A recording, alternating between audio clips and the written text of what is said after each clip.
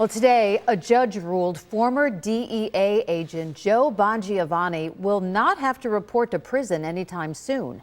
Bongiovanni was sentenced to 5 years back in January after being convicted of defrauding the government by using his position to protect drug dealers.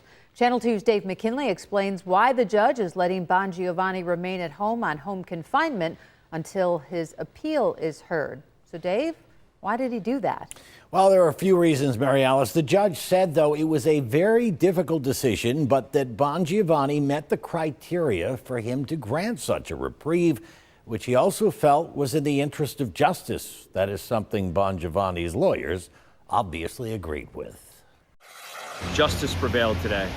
The burden of an exhausting and expensive 7-year legal battle still weighs heavily on Bongiovanni, but the weight on his shoulders was eased today, as evident when, while leaving court, he hugged his lawyers, who successfully convinced the judge that first, their client posed no risk of flight, noting that in nearly 7 years since he was charged, Bongiovanni never skipped town nor ever violated the terms of his release. Second, that he posed no danger to society, here noting the crimes he was accused and convicted of were not violent in nature. That left the issue of whether Bongiovanni's appeal, which has already been filed, raises substantial questions that could result in a reversal of conviction or a new trial. Lead prosecutor Joe Trippi argued that there were none, adding Bongiovanni had been tried, convicted, and sentenced, and that there are not too many other defendants like that are walking around free.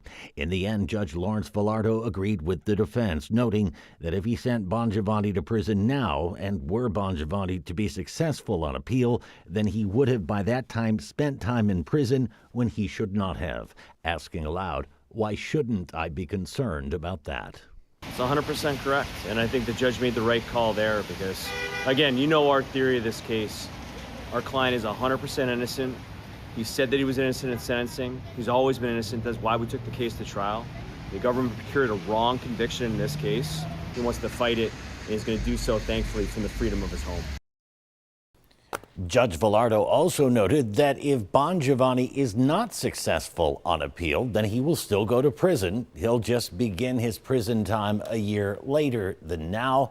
1 year, which is about the expected time for this appeals process to make its way through the system. On your side of the studio, Dave McKinley, Channel 2 News.